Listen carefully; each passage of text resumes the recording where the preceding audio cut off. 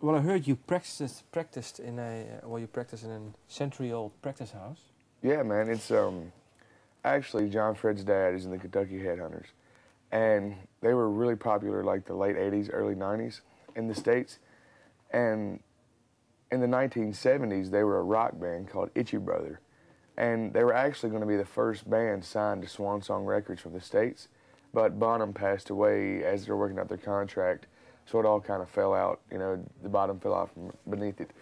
But they, in the 70s when they were Itchy Brother, their grandmother gave them this house, and it was just an old farmhouse, and like the walls were just planks of wood on the inside. I mean, it's got siding on the outside, but on the inside it's just planks of wood, and there's cracks in it, and you can feel the cold air come in.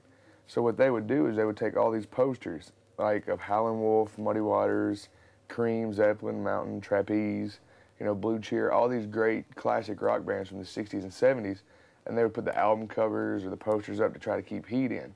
I mean, they didn't know they were making a museum at the time, basically, but, you know, we're glad they did, because when we went into the practice house and we finally took it over, you know, we go in and we'd all listen to, you know, the classic bands like Zeppelin and Skinner and the Allman Brothers and, you know, AC/DC and all those bands, but we had never really delved into the side of stuff like Cream, you know, stuff that we hadn't understood yet. And, you know, we would go to practice every day and just look at these posters on the wall, and it's one of those places where, like, you can feel music coming out of the walls when you walk into it. I mean, someone that has no musical talent whatsoever can feel good in the house. And, you know, like, we would see these posters of Lightning Hopkins or Sonny Boy or any of these guys, and we would go home, you know, and look them up on the internet and then go to the record store and buy the album the next day. And, I mean, the house is a cool house to begin with. But when you add in the factor of what the posters on the wall have done for us, it's kind of like it helped mold our sound into what it is, due to us, you know, wanting to be what on those posters were. I mean, looking at those posters every day makes you realize how good you have to be on somebody's wall. And this is for you. Do you have some favorite poster? Actually, there's one in there that is my favorite. It's a Jimi Hendrix Axis Bold as Love, and it's like one of the coolest posters of all time.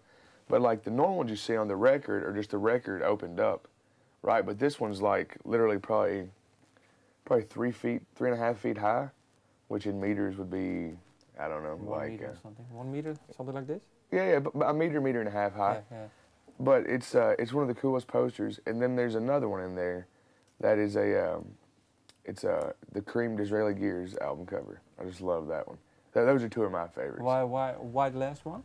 Why the Cream one? Yeah. Just because all the colors and stuff in it, and the way that they did that album cover with their three faces, you know, above their name, with all the stuff around them, it's just, you see something like that, and it's not like album covers today are, you know, they're not what they were back then. Like, because people went and bought a record in the 60s and 70s, and now people get all the music off of the computer, basically, with iTunes or whatnot.